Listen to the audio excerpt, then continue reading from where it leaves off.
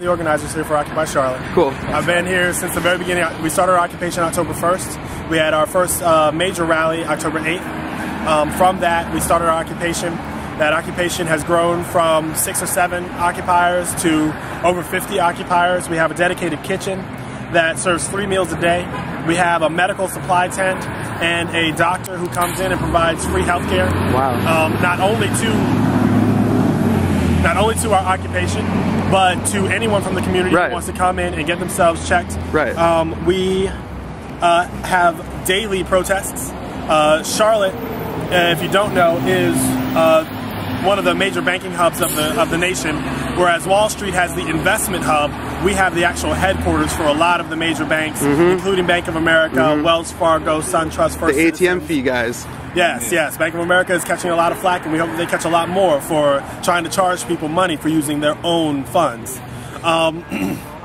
We are at a perfect location. If you take a pan around, we have our old courthouse here. We have one of the municipal buildings here. We have our jail on the other side of that. We have our police headquarters right here. Federal Reserve is that building there. Our government center is 1 block up this way. You can see the top of that building over this one. All right. And 2 blocks down that way is our transit center. That's the hub for Charlotte-Mecklenburg Area Transit Center, the CATS. We have a lot of love from the people that ride the buses and from the bus drivers themselves. When they come by, they honk their horns to show their support. We have a dedicated donation line here. People pull up to the curb right here, honk their horn a couple times, and people run out and go get it. So we've had a ton of successes. We've also had our trials. You know, we've had people coming in who aren't about the occupation. People who come in who just want a freeload. People who come in and don't have any idea about what we're doing and don't want to learn.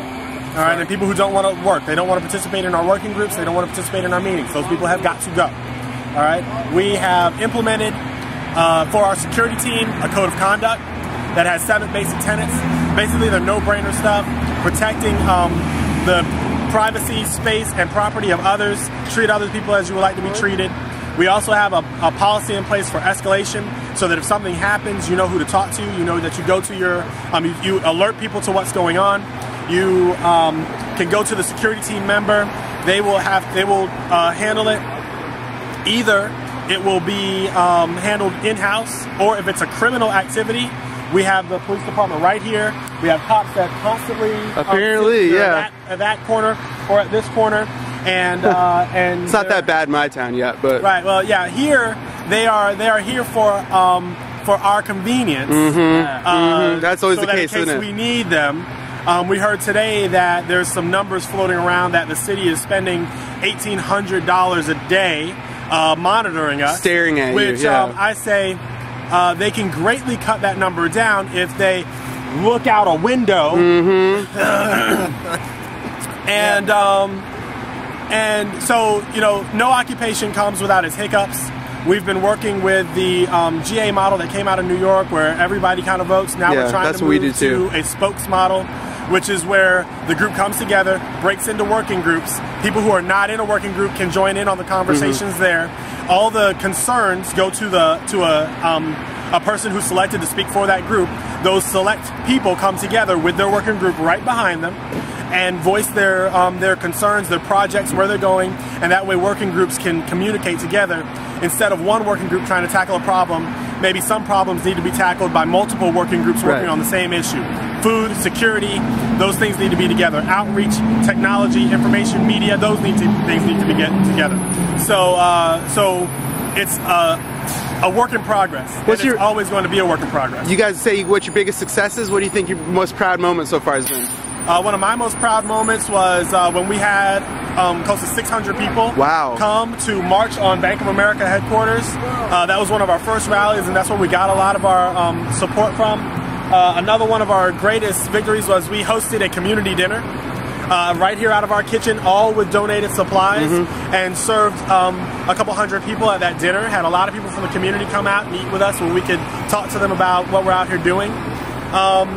And thanks to you guys, there's the Bank of America's dialing back their ATM charges, or their debit card charges. You didn't hear about that? I didn't hear that. Bank of America says they're not going to do that debit card charge anymore. They're going to reverse it. Yeah, that's what we're hoping. Of it, but that is awesome. And then we got to keep the pressure on. You know, we've got to keep the pressure on, which is why you know, through Occupy Together, we encourage you to stay on Occupy Together, so that we can keep ideas flowing amongst the different occupations. And what we're trying to do is rally the different occupations into a single national occupation on the White House, on the lawn of not the White House, but on the lawn of I'd the go mall. to that. I'd travel for that. Instead of the problem that we're seeing across the country, because we have a lot of people coming from other occupations here, and I've been to other occupations. I've been to Zuccotti Park in New York. Wow. What we've seen is that the individual occupations are so hard-pressed to keep just their occupation going and to feed people and to get them restroom facilities and to keep the supplies going, that they're not doing the work of the protest, which is to protest, to make their voices heard, to get out, to be in the street, to educate the population. That's what the system wants. They want you to keep your head down and keep plugging away and not think about the future. So what they've done is they've made it so hard to camp that that our heads are down and we're so hard pressed to camp that we're not spending the time educating each other. So we're advocating the idea. We really like the idea here. We've passed it around. We've talked about it. We haven't voted on it yet, but it will be going to one of our GAs to have either a delegation or just a group of people. And we're going to try and encourage this around the country to have groups of people move their tents to the mall of Washington D.C. Mall.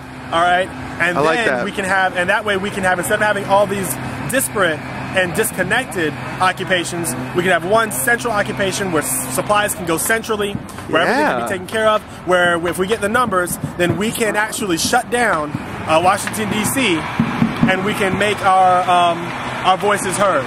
Of course, for that, we're going to need demands, and those haven't been formulated yet, but a lot of the things that we've been talking about are universal, all right?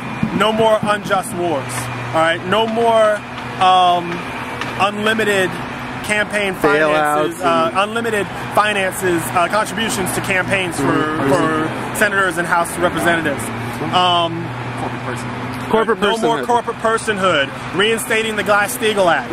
Those are some of the things that are universal, and I think that those incremental victories will add up to much larger victories in the end, and we'll get accomplished what we want to see accomplished. We want this to be a nonviolent and a peaceful protest, but we are doggedly determined to make this work and to not back down until we see some type of equity in our society again. All right. So you a professional organizer? What's your background?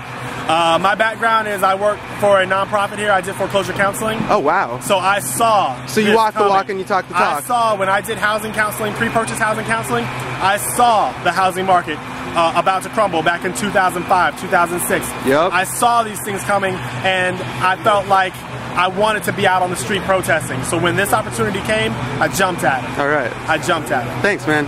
Thank you. All right. Oh, yeah. My name is Luis Rodriguez. All right. Thanks, Luis.